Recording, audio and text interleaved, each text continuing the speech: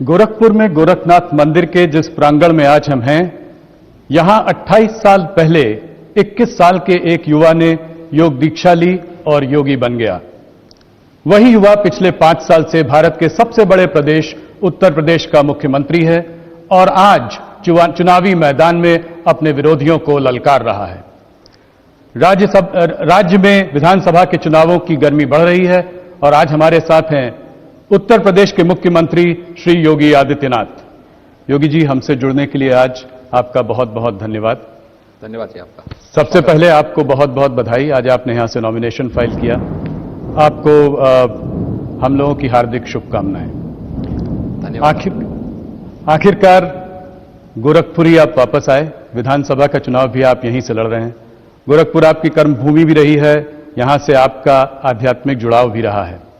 आप गोरखपुर ही वापस क्यों आए? बात चल रही थी मथुरा जाएंगे, अयोध्या से चुनाव लड़ेंगे, गोरखपुर में ये क्या खास बात? देखिए, गोरखपुर या प्रदेश अब मेरे लिए कोई अपरिचित नहीं है। हां, पार्टी ने मुझसे भी पूछा था और मैंने पार्टी के ऊपर भी छोड़ा था। भारतीय जनता पार्टी एक लोकतांत्रिक पार्टी है और भारतीय जनता पार्टी हर उस पर विचार करते हुए तय करती है और मैं आभारी हूं आदरणीय प्रधानमंत्री जी का, राष्ट्रीय अध्यक्ष जी का, पूरे संसदीय बोर्ड का कि उन्होंने मुझे गोरखपुर से पार्टी का प्रत्याशी बना करके पहली बार विधानसभा चुनाव लड़ने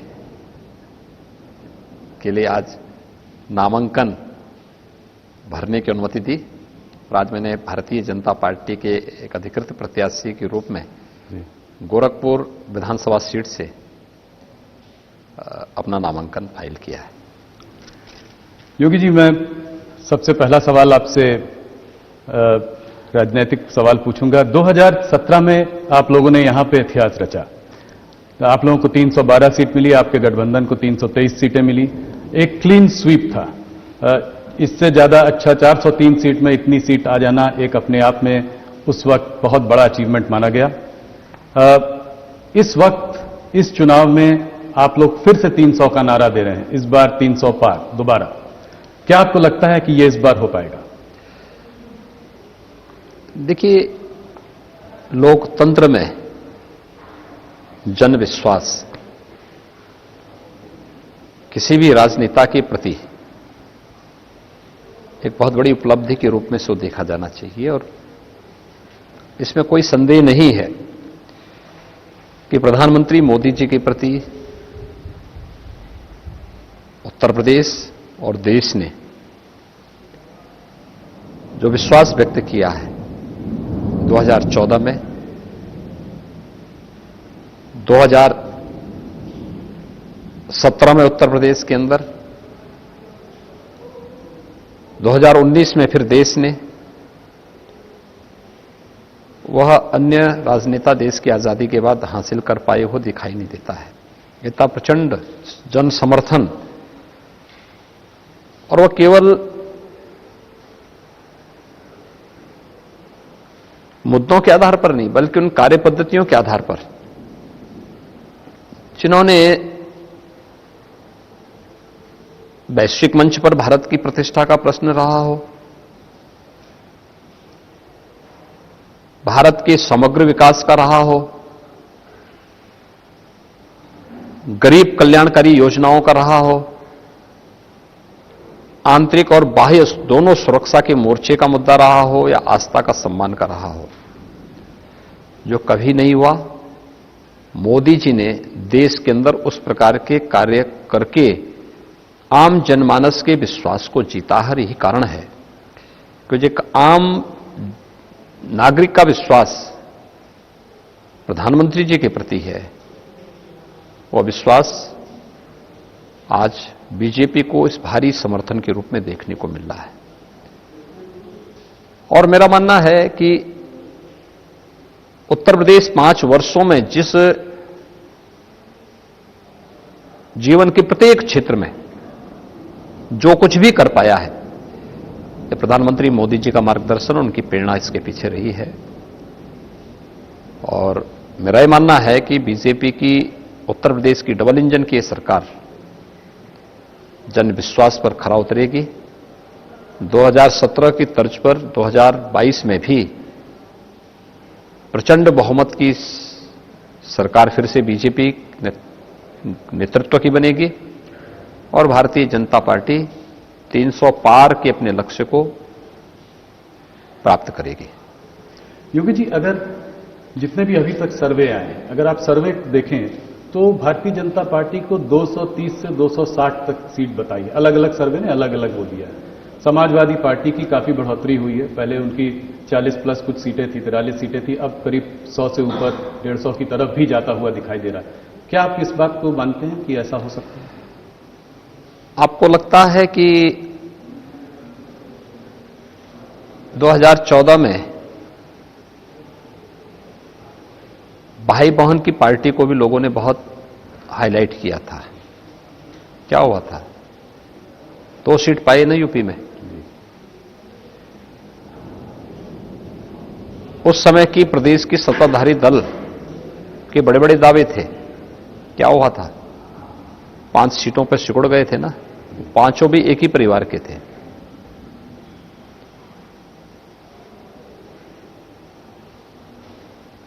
2017 में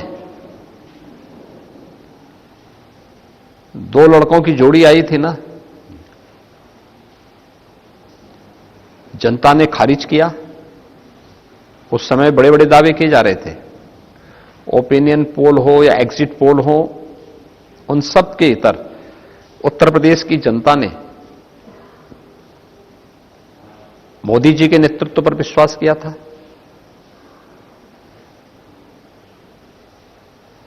भारतीय जनता पार्टी को अपना समर्थन दिया था। 2019 में महागठबंधन बन गया था।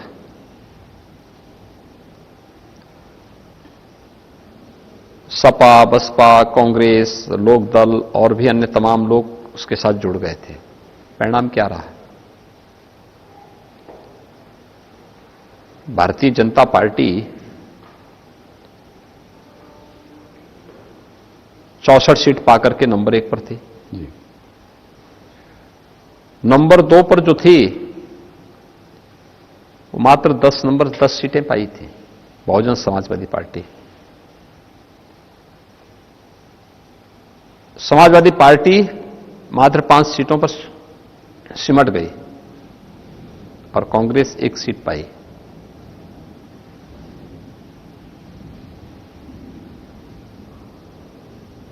इस चुनाव में भी आप यही देखेंगे। जी, उस वक्त भी सर्वे आपको कम सीटें मैं क्या कह रहा हूं ना, देखिए सर्वे, ओपिनियन पोल और एग्जिट पोल दोनों, आप तीनों चुनावों का देख लें। जी। तीनों चुनाव में क्या ट्रेंड है और मतदान का ट्रेंड क्या है। मोदी जी की लोकप्रियता में कोई कमी नहीं, बढ़ोतरी हुई है। जी। वैश्विक मंच पर भारत की प्रतिष्ठा बढ़ी है। आंतरिक और बाह्य सुरक्षा के मोर्चे पर भारत पहले की तुलना में 7 वर्ष पूर्व की तुलना में बहुत बेहतर स्थिति में है। उत्तर प्रदेश के अंदर 5 वर्ष के दौरान सुरक्षा के मुद्दे पर एक बेहतरीन स्थिति में हम लोग आए हैं। निवेश की व्यापक संभावनाएं यूपी के अंदर बनी हैं। रोजगार के सृजन हुए हैं। युवाओं को नौकरी पारदर्शी तरीके से मिलती हुई दिखाई दी है। अन्नदाता किसानों के भविष्य के लिए और अन्नदाता किसानों की खुशहाली के लिए नया करने की एक व्यवस्था हुई। ऋण माफी से लेकर के प्रधानमंत्री किसान सम्मान निधि और लाखों हेक्टेयर लैंड को सिंचाई की अतिरिक्त क्षमता विकसित करने की कार्रवाई। एमएसपी से लागत का 1.5 गुना दाम किसान को आज प्राप्त हो रहा है। बहुत सारी चीजें हैं। महिलाओं को सुरक्षा मिली है, उनके आर्थिक स्वावलंबन की तरफ से भी सरकार ने बहुत कुछ कदम आगे बढ़ाए हैं। तो डबल इंजन की सरकार का लाभ उत्तर प्रदेश के अंदर मिला है। जी। तो ये सभी चीजें जुड़ेंगी तो 300 का पार बीजेपी पाएगी। और आपने देखा होगा, आप पिछले 6 महीने के अंदर देखें, 6 महीने पहले सपा गठबंधन कहा था, 3 महीने पहले कहा था, और 1 महीने पहले कहा था, और आज कहां पे है। जी। ये 4 अलग अलग सर्वे भी आप देखेंगे तो वो लगातार उनको डिक्लाइन की तरफ है। जी। बीजेपी अप कर रही है, ये हर व्यक्ति जान रहा है। और प्रथम और द्वितीय चरण के टिकट वितरण के बाद जब प्रचार की कार्रवाई शुरू हुई, आज बहुत स्पष्ट स्थिति है कि बीजेपी 300 पार सीट पाएगी, इसमें कोई संदेह किसी को नहीं होना चाहिए। और मैं तो पहले इस चीज को बोल चुका हूं। जी। देखिए, ये चुनाव अंततः 80-20 का होना है। 80 में बीजेपी को रहना है, 20 में बाकी शेष दलों को रहना है। ये 80-20 की जब आपने बात की, हमारे मंच पे भी की, पहले भी की, तो लोगों ने इसको ऐसे इंटरप्रेट किया कि 80% हिंदू और 20% मुसलमान। क्या इसको इस तरीके से देखा? देखिए, कोई सोच किस रूप में रहा है, लेकिन मेरा यह मानना है कि 80% वे सकारात्मक भाव के साथ कार्य करने वाले लोग हैं, जिन्होंने उत्तर प्रदेश के अंदर सुरक्षा के बेहतर वातावरण को स्वीकारा भी है और उसको अनवरत वे बनाए रखना चाहते हैं, जिन्होंने प्रदेश के 5 वर्ष के अंदर डबल इंजन की सरकार के विकास के इंफ्रास्ट्रक्चर डेवलपमेंट से जुड़े हुए कार्यों को नजदीक से महसूस किया और उसका लाभ भी लिया है, देखा है, नजदीक से देखा कि ये उत्तर प्रदेश के लिए, वर्तमान और भावी पीढ़ी के लिए आवश्यक है। जी। एप्रिशिएट किया उन्होंने। वे लोग हैं जिन्होंने गरीब कल्याणकारी योजनाओं को हाथों हाथ लेकर के उसकी सराहना की है और उसको आगे भी अनवरत जारी रखना चाहते हैं। गरीब को अन्न योजना का लाभ मिले, गरीब को आवास की सुविधा का लाभ मिले, हर एक व्यक्ति को बिना भेदभाव की सुरक्षा और बिना भेदभाव की बिजली मिले, आवागमन आसान हो, हाईवे, रेलवे, एयरपोर्ट, ग्रामीण सड़कें, ये सभी बेहतर हो। गांव में ऑप्टिकल फाइबर के माध्यम से हम तकनीक के माध्यम से लोगों के जीवन को और सरल करें, आसान बनाएं। इसके लिए जो प्रयास, जो लोग सोचते हैं, वह एक सकारात्मक ऊर्जा से भरपूर वह संख्या है जो 80% से ऊपर है, जो बीजेपी का साथ देगी। हां, जिनको लगता है कि सुरक्षा उनके अनैतिक और अवैध गतिविधियों पर लगाम है और ये हर हाल में ये बैरियर हटना चाहिए, तो वह कभी भी बीजेपी को स्वीकार नहीं कर सकती है। जिन्हें लगता है कि गरीब का कल्याण नहीं होना चाहिए, ये अन्न योजना क्यों मिल रही है, क्योंकि तो पहले इत्र वाले मित्र के घर में सारा पैसा चला जाता था, जो विकास का पैसा सब इत्र वाले मित्र के यहां चला जाता था, तो उनको तो परेशानी होगी स्वाभाविक रूप से। वो कब प्रदेश के हितैषी रहे हैं, कब गरीब का हितैषी रहे हैं, कब महिलाओं की सुरक्षा के प्रति संवेदनशील रहे हैं, कब अन्नदाता किसानों के हितैषी रहे हैं। तो ये नकारात्मक जो आप 20% लोग बता रहे हैं, ये कौन है?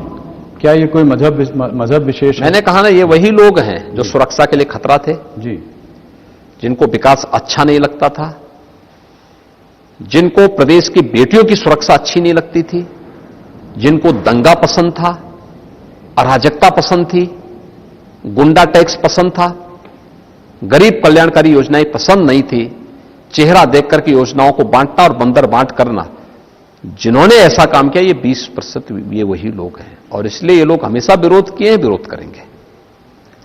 तो पश्चिमी उत्तर प्रदेश में इस 80% और 20% को आप कैसे देखते हैं? मैंने कहा ना, हर वह व्यक्ति जो सुरक्षा पसंद कर रहा है, किसान कल्याण की योजनाओं को, गरीब कल्याण की योजनाओं को, रोजगार की योजनाओं को पसंद कर रहा है, विकास को पसंद कर रहा है, वह बीजेपी के साथ आएगा और 80% बीजेपी के साथ आएगा।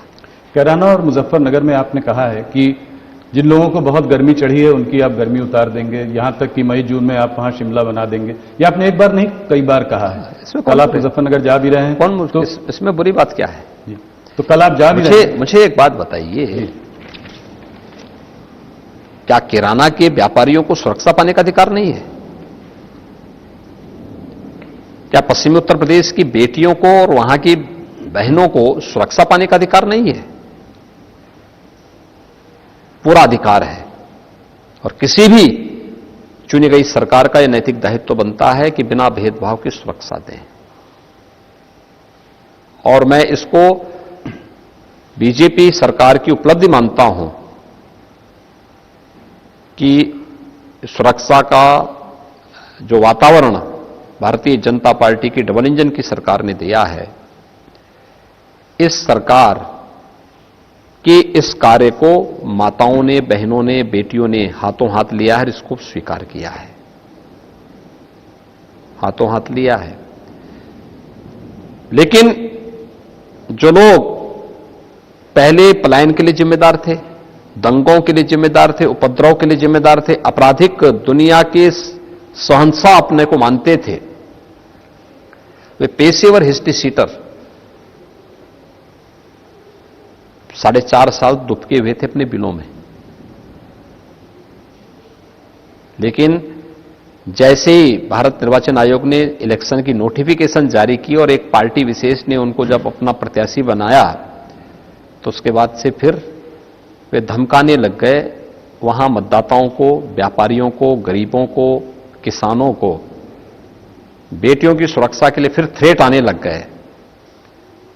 तो प्रदेश के एक जिम्मेदार व्यक्ति के नाते मेरा दायित्व बनता था कि मैं उनके थ्रेट का जवाब कायदे से दे दूं कि जो गर्मी है ना, ये 10 मार्च के बाद फिर शांत हो जाएगी और हम भी देखेंगे 10 मार्च के बाद क्या होगा। तो आप ये कह रहे हैं कि मुजफ्फरनगर कल आप जा भी रहे हैं, वहां पे दंगे वहां से शुरू हुए थे, सचिन और गौरव अपनी बहन की रक्षा करते हुए उनको मार दिया गया। तो आप कह रहे हैं अभी भी परिस्थितियां बदली नहीं है, अभी भी इस तरह की प्रॉब्लम कुछ कुछ पॉकेट्स में है? बदली है, लेकिन उसको फिर पूर्व स्थिति में लाने की साजिश समाजवादी पार्टी और बहुजन समाजवादी पार्टी करना चाहती है।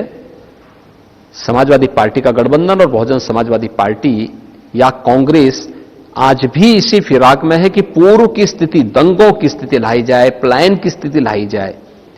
वे प्रगति से संतुष्ट नहीं है, प्रगति उनको भाती भी नहीं, वे पलायन उनको पसंद है। व्यापारी पलायन कर जाए, अराजकता फैल जाए, दंगा होता रहे, निर्दोष लोग मरता रहे, वे इसको पसंद करते हैं। क्यों? क्योंकि इससे वोट का पोलराइजेशन, क्योंकि उनको वोटिंग पसंद है जी, उनको सुरक्षा पसंद नहीं। वोट बैंक के लिए वो राष्ट्रीय सुरक्षा के साथ खिलवाड़ करते हैं। कांग्रेस अध्यक्ष ने कश्मीर के मुद्दे पर किस प्रकार का गैर जिम्मेदार बयान दिया, और इस प्रकार की गैर जिम्मेदार हरकतें मुझे लगता है कोई सभ्य समाज भी स्वीकार नहीं करेगा और कोई भी चुनी गई लोकतांत्रिक सरकार इसको स्वीकार नहीं कर सकती, और फिर बीजेपी तो कतई स्वीकार नहीं कर सकती। निशाना इस वक्त आपका राहुल गांधी जी पर है, पर मुझे लगता है लड़ाई यहां पे दो तरफा होती जा रही है। लड़ाई आपकी समाजवादी पार्टी से। नहीं, मैंने क्या कहा, राहुल गांधी जी के बयान को भी यहां पे उद्धृत करना आवश्यक है, क्योंकि मैंने केवल राहुल जी का ही नाम नहीं लिया। मैंने तो इससे पहले कहा ना कि सपा, बसपा, कांग्रेस के प्रत्याशियों की सूची, जिस प्रकार के चेहरों को उसमें महत्व दिया गया और उन चेहरों के द्वारा अलग अलग क्षेत्र में जिस प्रकार की थ्रेड दी गई, 4.5 वर्ष तक शांत थे जी। अचानक टिकट घोषित होते ही उनकी गर्मी चढ़ने लग गई, तो उस गर्मी का जवाब भी आवश्यक था।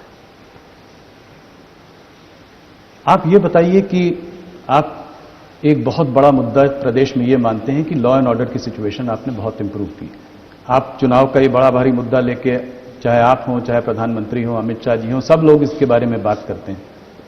कल ओवैसी जी पे गोली चल गई, उनके काफिले पे गोली चल गई, इसको आप कैसे देखते हैं? देखिए, हम लोकतंत्र में बैलेट पर विश्वास करते हैं, बुलेट पे नहीं।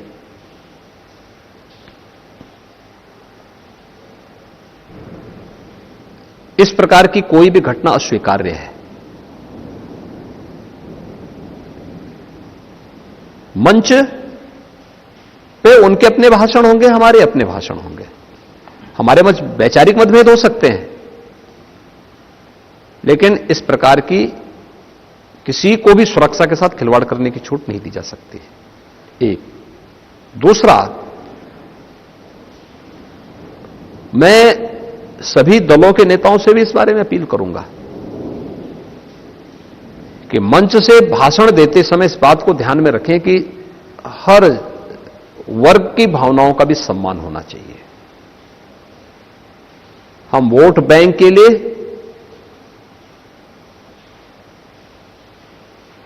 आस्था के साथ खिलवाड़ करने और जन भावनाओं को कुचलने का भी कुत्सित प्रयास कतई न करें, क्योंकि कहीं ना कहीं फिर उसके रिएक्शन देखने को मिलते हैं और इन चीजों का हमेशा ध्यान रखना पड़ेगा हर एक व्यक्ति को।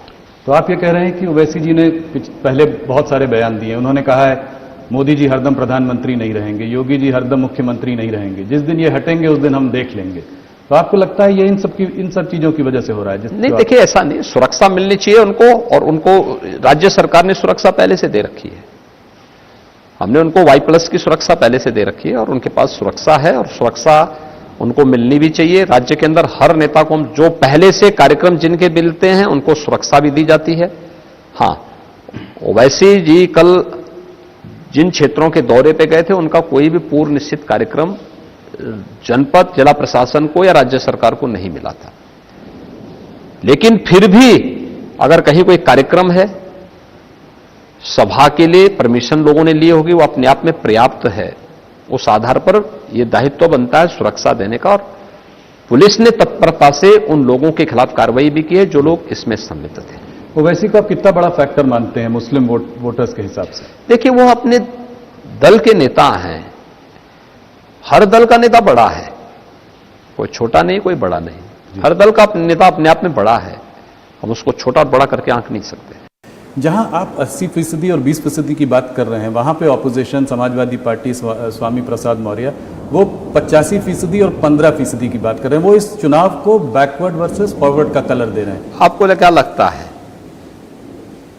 जहां हम राष्ट्रवाद की बात करते हैं वो जातिवाद की बात करते हैं, हम लोग विकास की बात करते हैं तो तुष्टीकरण की बात करते हैं, हम लोग जब गरीब कल्याण की बात करते हैं तो वे परिवारवाद की बात करते हैं।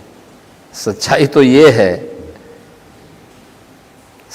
ये है कि नाम भले ही समाजवादी होगा, सोच तो परिवारवादी ही है, और काम दंगावादी से आज भी उभर नहीं पाया है। ये प्रदेश का बच्चा बच्चा जानता है, जिन लोगों की सोच कभी परिवार से ऊपर उठ करके नहीं जा पाई है, उन लोगों से आप ओबीसी समुदाय के कल्याण की बात करते हैं या अनुसूचित जाति के कल्याण की बात करते हैं, या उनसे आप किसी सामाजिक सौहार्द की अपेक्षा रखते हैं? ये सोच ही अपने आप में मुझे लगता है कि कोरी कल्पना के अलावा और कुछ नहीं। योगी जी, एक सवाल आपसे पूछना चाहूंगा। आप मोदी जी का स्लोगन रहा है सबका विकास, सबका साथ, सबका विकास, सबका विश्वास, सबका प्रयास। आप इसको दोहराते हैं, आप हर मंच से इस बात को कहते भी हैं। अगर आपने इतने कैंडिडेट्स अभी तक घोषित किए हैं, मगर मुसलमान कोई भी कैंडिडेट आपने घोषित अभी तक नहीं किया है। देखिए, तो आपसे मैं ये जानना चाहता हूं कि योगी आदित्यनाथ का मुसलमानों से क्या रिश्ता है? मेरा वही रिश्ता उनके साथ में है जो उनका रिश्ता मुझसे है।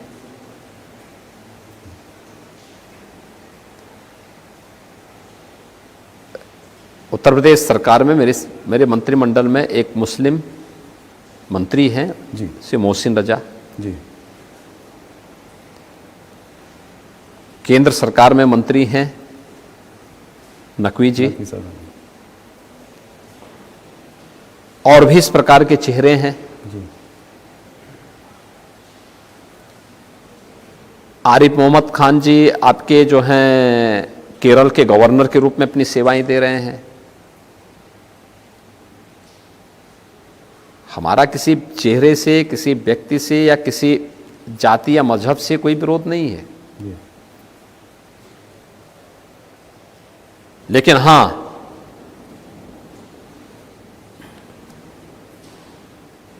जिसका विरोध भारत से है, भारतीयता से है, स्वाभाविक रूप से हमारा उससे विरोध होगा। जो भारत को प्यार करता है हम उससे प्यार करते हैं। जो भारत के मूल्यों और सिद्धांतों में रसा बसा है हम उसको हृदय से लगाते हैं, गले से लगाते हैं, सम्मान भी देते हैं। लेकिन ये चीज जरूर कि सबका साथ सबका विकास ईमानदारी के साथ अगर किसी ने किया है आजादी के बाद, ये भारतीय जनता पार्टी की सरकार ने किया है। आप देख सकते हैं जो लोग गरीब कल्याण का नारा देते थे, गरीबी हटाओ का नारा देते थे, सामाजिक न्याय की बात करते थे, क्या उनका सामाजिक न्याय है? गरीबों की पेंशन को हड़प जाना, क्या यही सामाजिक न्याय है? गरीबों के आवास की योजना को लागू न करना, क्या यह सामाजिक न्याय है उनका? समाजवादी पार्टी की सरकार में कितना मकान मिला था गरीबों को? 18,000 जी। मिला नहीं था, सैंक्शन हुए थे। जी। और भारतीय जनता पार्टी की डबल इंजन की सरकार के समय 43.5 लाख यानी 43,50,000 से अधिक आवास उत्तर प्रदेश के गरीबों के बने हैं। इसमें अनुसूचित जाति, अनुसूचित जनजाति, अति पिछड़ी जाति और अन्य गरीबों की आवास, अल्पसंख्यक समाज से जुड़े हुए लोग भी हैं।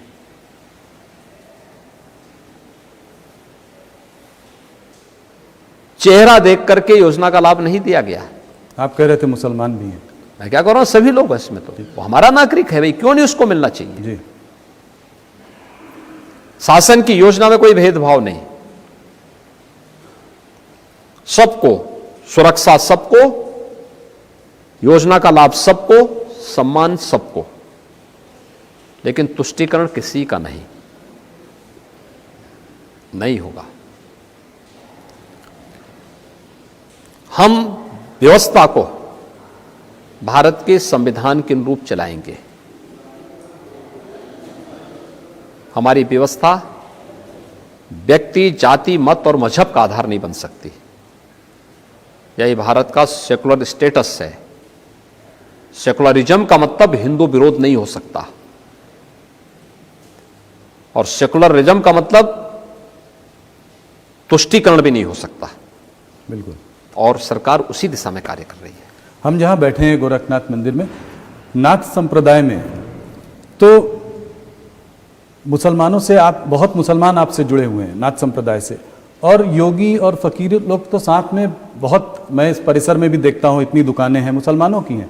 तो आपको जब लोग मुसलमान विरोधी बताते हैं तो आपको कैसा लगता है? मुझे तो लोग बहुत कुछ विरोधी बोलते हैं, और हमारी जो पीठ है ना जी, ये शैव परंपरा की पीठ है।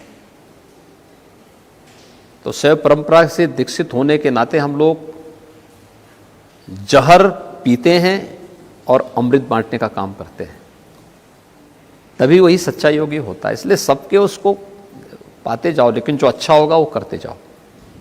ये सब हमें पाना है जी। और यही हम लोगों की उपलब्धि भी है सेवा की। लोग हम पे आरोप लगाएं, लांछन लगाएं और उसके रूप में तमाम प्रकार का जो है वो करते जाएं।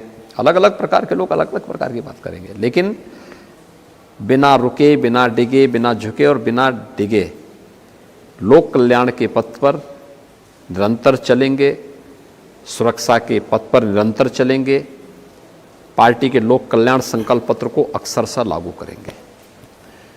योगी जी, अगर थोड़ा सा वोट शेयर की ओर एक नज़र डालें तो पिछली बार जब आप लोग 2017 में प्रचंड बहुमत से जीते थे तो आपका वोट शेयर 40% के ऊपर था। बीएसपी, एसपी ये 20-22%, इन दोनों का अपना आपस में अलग अलग था, दोनों को अलग अलग। मुस्लिम वोट स्प्लिट हुआ था उस बार, पिछली बार, क्योंकि दोनों ने बहुत सारे मुस्लिम कैंडिडेट्स को खड़ा किया था। इस बार फाइट थोड़ी टू वे है। बीएसपी की बात ज़्यादा सुनाई नहीं दे रही है, मायावती जी अभी तक कुछ दिखाई नहीं पड़ रही।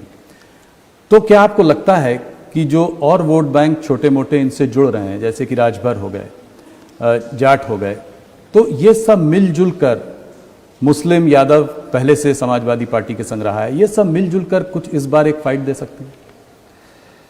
देखिए, एक तो मुझे लगता है कि सभी राजनीतिक जो आप लोगों का विश्लेषण है कितना सच होता है मैं कह नहीं सकता, लेकिन जो गठबंधन 2022 में बना है, इससे बड़ा गठबंधन 2019 में बन चुका है। और उस समय भी लोग ये मानते थे कि बीजेपी 15 से 20 सीट पाएगी, एसपी 30 से 35 सीट पाएगी, बीएसपी 25 के आसपास सीट पा जाएगी, 20 से 25 सीट पाएगी। ये सब आंकड़े होते थे ना। हुआ क्या? बीजेपी 64 सीट पाई, बीएसपी सेकंड पोल की 10 सीट पाई, एसपी थर्ड पे थी।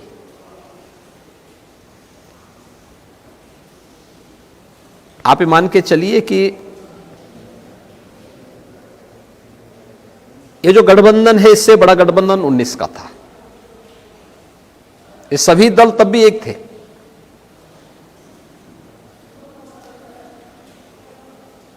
उसका कोई असर नहीं होना है।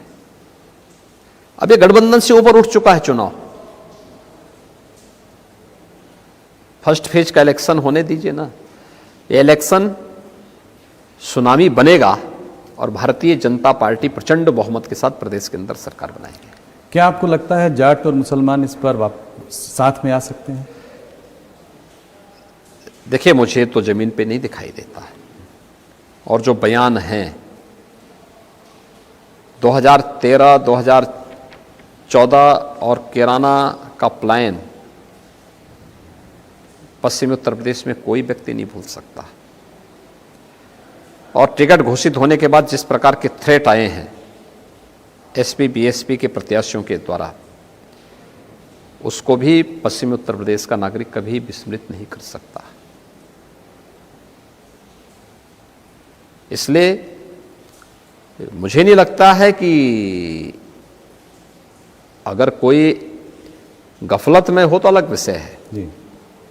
मुझे नहीं लगता है कि गौरव सचिन जैसे जाट युवकों और उसके बाद मारे गए सैकड़ों लोगों और गलत ढंग से फंसाए गए हजारों लोगों के अपमान को लोग भूल जाएं। मुझे नहीं लगता है। और जो वहां के रिएक्शन आ रहे हैं माताओं के, बहनों के, गांव के किसानों के, बुजुर्गों के, नौजवानों के, उसमें कहीं नहीं लगता है कि इस प्रकार का कोई समीकरण होगा। तो जाट आपसे छिटकता हुआ आपको नहीं दिखाई दे रहा है? आपको कैसे लगता है? जाट उसी 80 का पार्ट है जी। उससे बाहर कहां से हो जाएगा? ब्राह्मण वोट की अगर थोड़ा सा बात करें तो अखिलेश जी काफी ब्राह्मण वोट को वो करना चाह रहे हैं। उन्होंने कहा है कि अगर हम सत्ता में आएंगे तो परशुराम जयंती भी मनाएंगे। इसको आप कैसे देखते हैं? देखिए, एक प्रबुद्ध समाज को आप गुमराह नहीं कर सकते।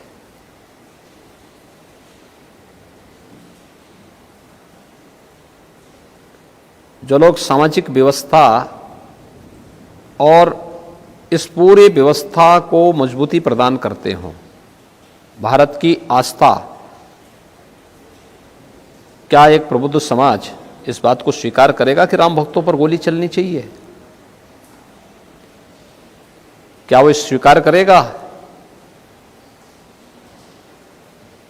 कि पश्चिम में दंगे होते रहे या प्रदेश के अंदर दंगों की बाढ़ आती रहे? कभी नहीं स्वीकार करेगा, कभी नहीं स्वीकार कर सकता है। और फिर जिन लोगों के चरित्र को लोग देख चुके हैं, ये लोग तो क्या क्या नारा लगाते थे पहले जी, तो सब तो वही है, वही हवा है, वही सपा है, वही दंगे फसाद की उनकी मानसिकता आज भी है। बदला क्या है? बदला क्या है जिससे उसमें ब्राह्मण समाज विश्वास करे? कुछ तो एक ऐसी चीज दिखाई दे। आपका मानना है कि ब्राह्मण आप ही के साथ रहेगा? मैंने क्या भारतीय कहा जनता- ना, जी, हमारे साथ समग्र समाज भारतीय जनता पार्टी के साथ है। हर वह व्यक्ति भारतीय जनता पार्टी के साथ में जो सुरक्षा चाहता है, विकास चाहता है, सुशासन का पक्षधर है और राष्ट्रवाद का पक्षधर है, वो भारतीय जनता पार्टी के साथ में है। योगी जी, 3 मंत्रियों ने आपको छोड़ा और 10 एमएलए भी आपको छोड़कर गए, इसको आप कैसे देखते हैं? क्या पिछड़ा वर्ग थोड़ा सा बीजेपी से? देखिए, वहां से भी बहुत सारे लोग बीजेपी में आए हैं। जी, मुलायम सिंह जी के समधी फिरोजाबाद में सिरसागंज से बीजेपी में आए हैं, बीजेपी के प्रत्याशी भी हैं।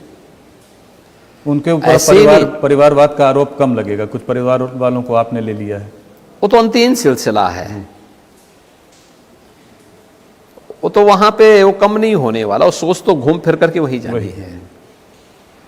जिनको लगता था कि वहां पे गलत हो रहा है, निर्णय लेने की क्षमता नहीं है, संगठन चलाने की भी सामर्थ्य नहीं रही है, वो लोग वहां से हटे हैं कि वहां डूबने से अच्छा है हम यहां बीजेपी में आएंगे। और जो बीजेपी में आ रहे हैं इस आश्वासन के साथ नहीं आ रहे कि टिकट पाएंगे। पार्टी की मेरिट में खड़े उतरेंगे तो पार्टी टिकट देगी, नहीं उतरेंगे तो पार्टी में कार्यकर्ता के रूप में काम करने को तैयार है। बहुत सारे लोगों ने बीजेपी ज्वाइन की है, एक लंबी श्रृंखला है इनके। ये पिछड़े वर्गों के लिए आपका क्या मैसेज है? और आपके बैकवर्ड कौन से बड़े चेहरे हैं आज? देखिए, भारतीय जनता पार्टी में कौन ऐसा चेहरा नहीं है जो भारतीय जनता पार्टी में न हो? कौन से ऐसा चेहरा है? क्या भूपेंद्र यादव केंद्रीय मंत्री नहीं है? जी, क्या श्री केशव मौर्य जी उत्तर प्रदेश में डिप्टी सीएम नहीं है? क्या डॉक्टर दिनेश शर्मा जी भारतीय जनता पार्टी में डिप्टी सीएम के रूप में उत्तर प्रदेश की जनता की सेवा नहीं कर रहे हैं? प्रदेश के अंदर क्या से अनिल राजभर क्या कैबिनेट मंत्री के रूप में उत्तर प्रदेश में काम नहीं कर रहे हैं? या उत्तर प्रदेश के अंदर जयप्रकाश निषाद हमारे मंत्री हैं? एक लंबी श्रृंखला है, लेकिन सामाजिक न्याय को देखने के साथ साथ वे लोग योग्यता के आधार पर, मेरिट के आधार पर काम भी कर रहे हैं। लेकिन जिन लोगों को अभी भी परिवारवाद का चस्का लगा है, जिनको लगता था कि नहीं सामाजिक न्याय के नाम पर केवल उनके परिवार के लोगों को ही सब कुछ मिलता रहे, बाकी अन्य लोगों को न मिले,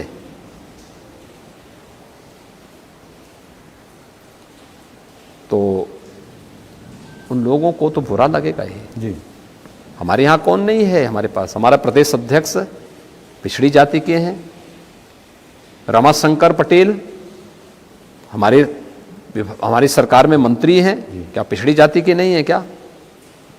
एक लंबी श्रृंखला है। जी, जी, तो इन चीजों को हम उसके आधार पर नहीं, वो काम कर रहे हैं उनके कार्य के आधार पर, उस समाज के सामाजिक न्याय की अवधारणा को भी पूरा करते हैं, लेकिन लोक कल्याण के भाव के साथ पूरे प्रदेश की सेवा भी कर रहे हैं। अमित शाह जी जब से इलेक्शन चुनावी मैदान में कूदे हैं, तब से जयंत चौधरी जी के और उन्होंने बहुत सारे मैसेजेस उनको भेजे। उन्होंने कहा आदमी सही है, गलत पार्टी में है। जयंत जी ने पलटवार किया, उन्होंने मैं कोई चवन्नी थोड़ी हूं कि जो पलट जाऊं। इसको आप कैसे देखते हैं?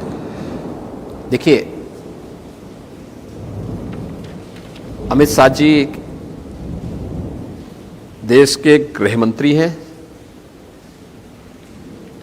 और यशस्वी गृह मंत्री हैं और भारतीय जनता पार्टी के राष्ट्रीय अध्यक्ष के रूप में भारतीय जनता पार्टी को दुनिया के सबसे बड़े राजनीतिक दल के रूप में उन्होंने स्थापित किया है। स्वाभाविक रूप से उन्होंने तो जैन जी के ही हित के बारे में बोला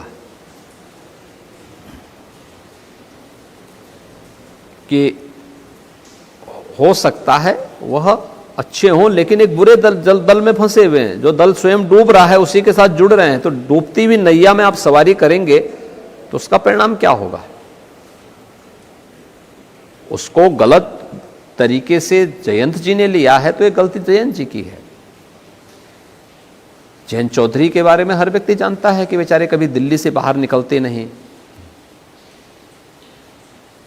मुजफ्फरनगर में जब दंगे हो रहे थे, जाट युवक मारे जा रहे थे, निर्दोष युवकों को फंसाया जा रहा था, किसान वहां मारे जा रहे थे, उस समय जयंत जी की सहानुभूति उन मरने वाले यूथ के साथ में नहीं थी। किसी भी परिवार के साथ सिंपैथी दर्ज करने के लिए नहीं आए थे। पूछिए ना, गौरव और सचिन के परिवार से पूछिए, क्या गए थे क्या उन लोगों के साथ मिलने के लिए? चौधरी चरण सिंह जी का सम्मान था। धर्मेंद्र प्रधान जी ने कहा चौधरी चरण सिंह जी भी दल बदलू थे। देखिए, चौधरी चरण सिंह जी एक बड़े किसान नेता थे जी। और बड़े किसान नेता के साथ साथ उनका एक सम्मान था। हम भी चौधरी साहब का सम्मान करते हैं। जो काम पश्चिमी उत्तर प्रदेश में कोई नहीं कर पाया, खासतौर पर चौधरी साहब की कर्म भूमि छपरौली में चीनी मिल 40 वर्षों से मांग हो रही थी। 1980 में मांग उठी थी कि इस चीनी मिल का यहां पर पुनरुद्धार होना चाहिए। हमने वहां नई चीनी मिल लगा दी चौधरी साहब की स्मृति में। लेकिन चौधरी साहब के उन कार्यों को आगे बढ़ाते तो उनको सम्मान भी मिलता है। एक सफल अधिवक्ता के साथ साथ एक सफल किसान नेता थे और फिर एक सफल राजनेता थे चौधरी साहब। लेकिन बाकी और लोग क्या हैं, हर व्यक्ति जानता है। इसलिए चौधरी साहब से नहीं तुलना की जा सकती उन लोगों की। धर्मेंद्र प्रधान जी ने कहा था कि वो भी उनको याद दिला रहे थे हिस्टोरिकल की हिस्ट्री इनको उनका ज्ञात नहीं है कि वो भी दल बदलते रहते थे, दल बदलू थे। चौधरी साहब का सम्मान, मैंने कहा चौधरी साहब का सम्मान था जी। जिस भी तरीके से रहे होंगे उनका अपना सम्मान था जी। आपको लगता है किसान बिल की वजह से आपको पश्चिमी उत्तर प्रदेश में कोई कठिनाई है? इसके वजह से कुछ माहौल ऐसा बन गया है? यूपी में किसान आंदोलन का कोई भी मतलब नहीं था और उत्तर प्रदेश के किसानों ने जब किसान बिल पास हुए थे इसका समर्थन उस समय किया था। स्वयं मुख्यमंत्री आवास पे आकर के किए थे। बाद में किन कारणों से धरने पर बैठे वो अलग विषय हो सकता है। लेकिन आप किसी भी उत्तर प्रदेश के किसान से पूछेंगे, वह उत्तर प्रदेश सरकार और भारत सरकार के द्वारा जो भी सहायता दी गई, कृषि ऋण से लेकर के प्रधानमंत्री किसान सम्मान निधि तक, उन सभी योजनाओं के साथ जुड़े हुए हैं और हर एक योजना का कई गुना लाभ पिछली सरकारों की तुलना में उनको प्राप्त हुआ है।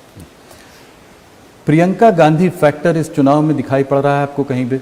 लड़की हूँ, लड़ सकती हूँ, 40% जो है लड़कियों को, महिलाओं को टिकट दिया जाएगा, इसका कोई असर होगा? 6% वोट शेयर था पिछली बार। आपको लगता है कि कुछ कांग्रेस? अब देखिए, कांग्रेस पार्टी एक राजनीतिक दल तो है ही जी।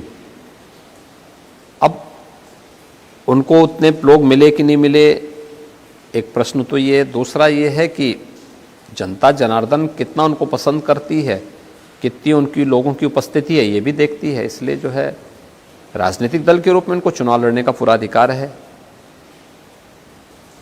जन समर्थन कितना मिलता है ये 10 मार्च बता ही देगा। अखिलेश यादव और शिवपाल जी के खिलाफ उन्होंने कोई कैंडिडेट खड़ा नहीं किया, कुछ साठगांठ है आपको लगता है? ये सांठगांठ तो 2019 में भी थी। इस दल आपस में मैच फिक्सिंग करके बीजेपी को रोकने के लिए एक दूसरे के प्रति इस प्रकार की सहानुभूति व्यक्त करते हैं। यहां पे ये पर्दाफाश हो भी गया। आपने 15 जनवरी को मायावती जी को जन्मदिन की शुभकामनाएं दी। कुछ पीछे बैकडोर कुछ बातें चल रही हैं कुछ? मैं सबको देता हूं। अखिलेश जी के जन्मदिन पे अखिलेश जी को मैं बधाई देता हूं। मायावती जी के जन्मदिन क्यों नहीं दूंगा जी? प्रदेश के मुख्यमंत्री के रूप में उन्होंने काम किया है और ठीक है, कम ज्यादा हो सकता है जी। देखिए, हम लोग पर कोई तालमेल बीजेपी के साथ नहीं, कोई तालमेल कैसा तालमेल?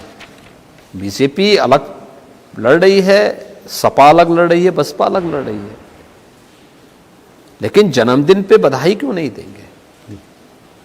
और सामान्यतः प्रदेश से जुड़ी हुई योजनाओं पे मैं चर्चा करता हूं, लोगों से बातचीत भी करता हूं, टेलीफोन से बातचीत करता हूं। मुलायम सिंह जी अस्वस्थ थे, मैं उनको देखने के लिए भी गया था जी। देखिए, चुनाव अपनी विषय है, लेकिन बातचीत करना, प्रदेश की जनता के हित के लिए बातचीत करना, किसी मुद्दे पर एक दूसरे के साथ अपनी बातों को शेयर करना, वो दूसरी विषय है और होना भी चाहिए। मुझे लगता है कि स्वस्थ लोकतंत्र की आवश्यकता है। अमित शाह जी ने अभी कहा कि समाजवादी पार्टी के साथ बाहुबली हैं, आपके संग बजरंग बली हैं। आज भी जो है अमित शाह जी ने अपने बयान में, आप जब आए थे आपके नामांकन के लिए, तब भी उन्होंने कहा कि आजम खान, मुख्तार अंसारी, अतीक अहमद आज सब जेल के पीछे हैं। आप क्या कहना चाहेंगे इस बारे में? फिर एक ही संप्रदाय के लोग, एक ही। देखिए, ऐसा नहीं है। देखिए,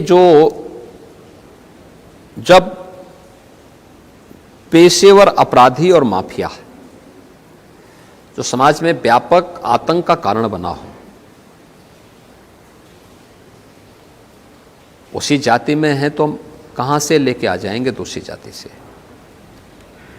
अपराधी अपराधी है, और अपराधी जो भी होगा, हमने 2017 में ही अपने लोक कल्याण संकल्प पत्र में इस बात को कहा था कि सरकार अपराध और अपराधी के प्रति जीरो टॉलरेंस की नीति के तहत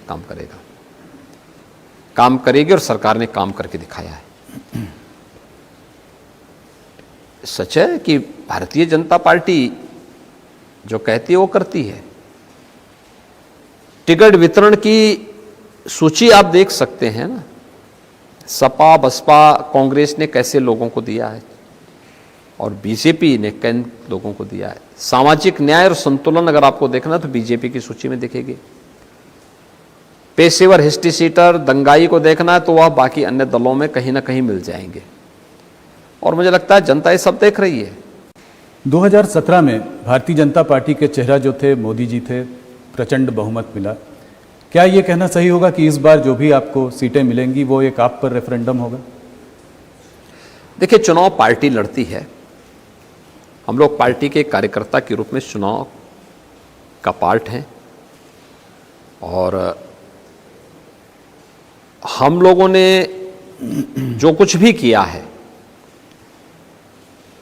वह इसलिए नहीं किया है कि इसके बदले हम लोगों से वोट मांगे।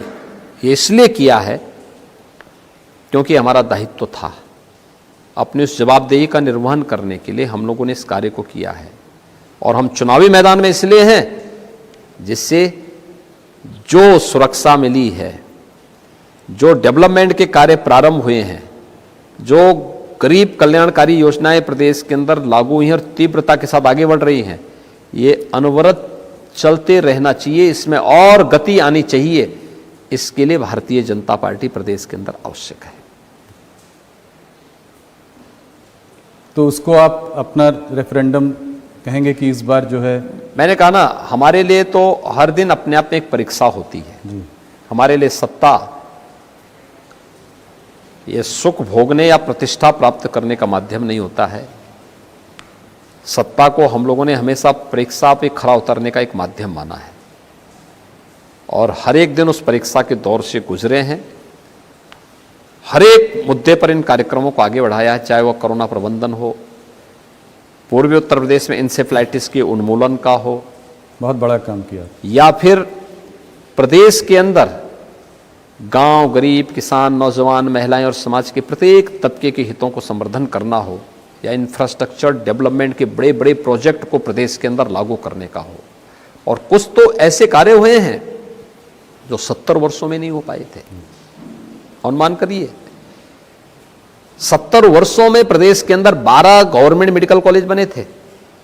आज डबल इंजन की सरकार 33 नए मेडिकल कॉलेज प्रदेश में बना रही है, जिसमें 17 चालू हो चुके हैं।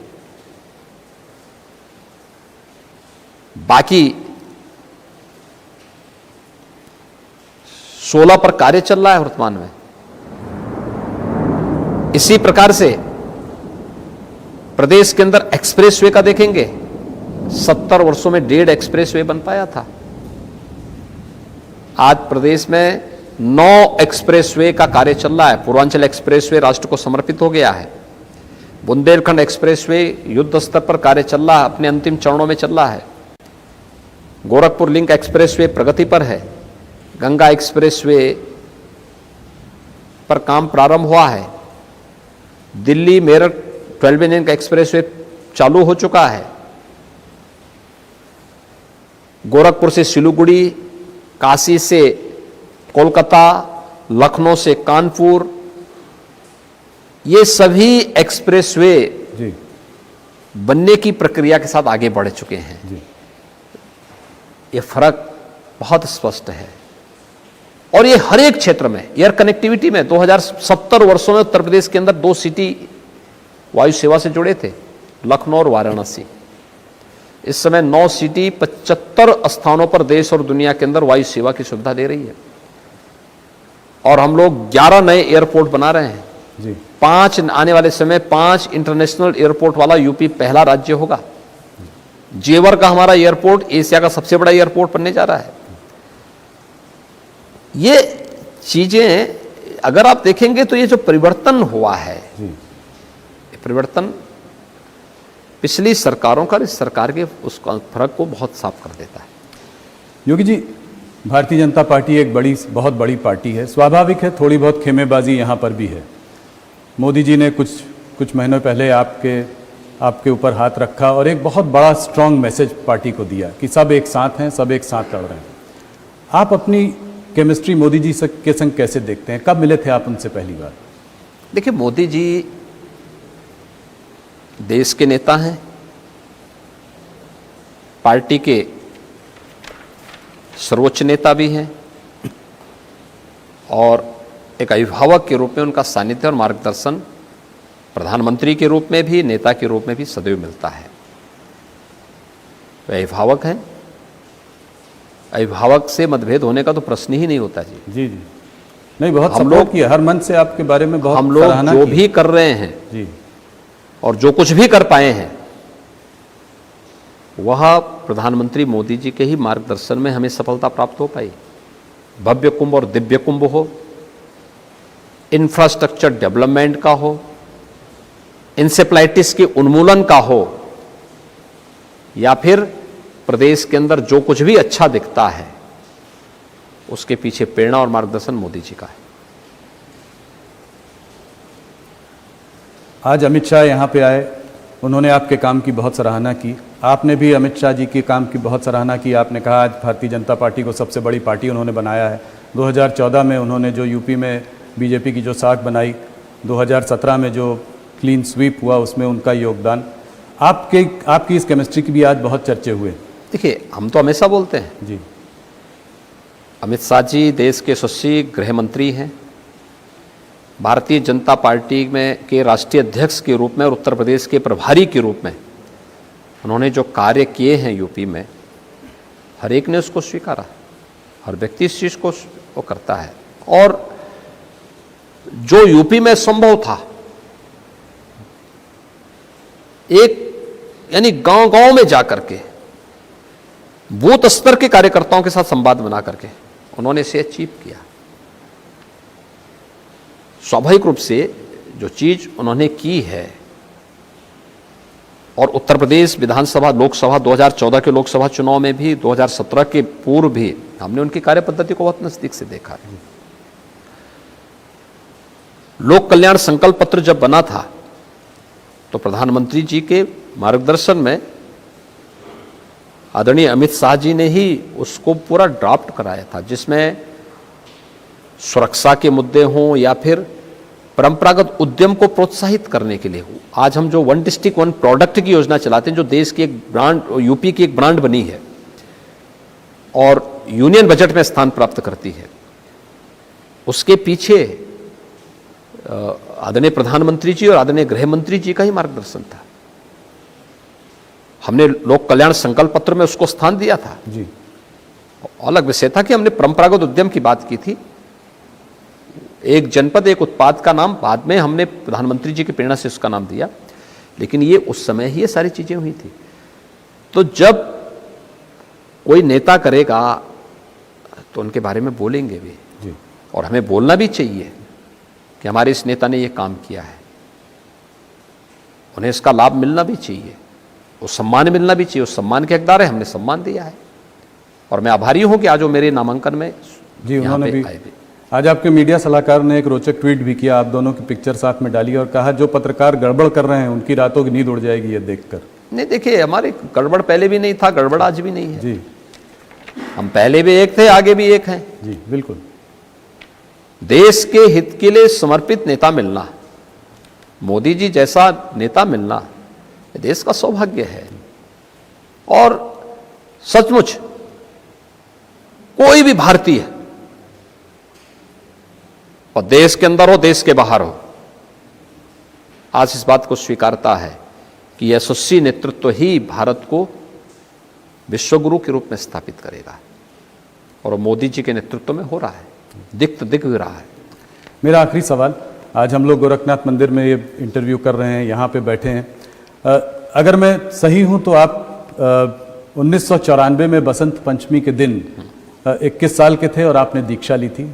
अभी बसंत पंचमी का जी कल है। पंचमी मैंने कहा ऐसे माहौल में थोड़ा सा इस बारे में बताएं, वहां से यहाँ तक का सफर कभी देखिए, आपने सोचा था कि... मेरी दीक्षा बसंत पंचमी के दिन 1994 में हुई थी जी, लेकिन मैं उससे 1 साल पहले ही यहाँ आ चुका था। और मैं अपने यानी इस गोरक्ष पीठ के तत्कालीन पीठाधीश्वर पूज्य महंत अवैधनाथ जी महाराज के संपर्क में 1989 में आ गया था। तो 1989 से लेके 92 तक मेरा उनके पास आना जाना था। उसके बाद फिर 93 में मैं यहाँ आ गया था, तो 1 साल उनके सानिध्य में मैं यहाँ पे था। और फिर 94 में बसंत पंचमी के दिन उन्होंने मुझे यहाँ पे योग की दीक्षा दी और इस संप्रदाय में दीक्षित किया। तो बसंत पंचमी की वह तिथि थी जब मैंने इस संप्रदाय में विधिवत दीक्षा लेकर के प्रवेश किया था। और मैं हमेशा उनको अपना आराध्य मानता रहा हूँ। और मेरे पूज्य गुरुदेव ही नहीं थे, बल्कि मेरे लिए सब कुछ थे। और आज भी मैं वही सम्मान, वही भाव उनको प्रति रखता हूँ। योगी जी, आप हमसे आज जुड़े, आपने हमारे सारे सवालों का जवाब दिया। गोरखपुर से आज आपने नॉमिनेशन फाइल किया है। हम सब की ओर से आपको इस चुनाव के लिए बहुत बहुत शुभकामनाएं। बहुत बहुत धन्यवाद। धन्यवाद जी, बहुत बहुत धन्यवाद।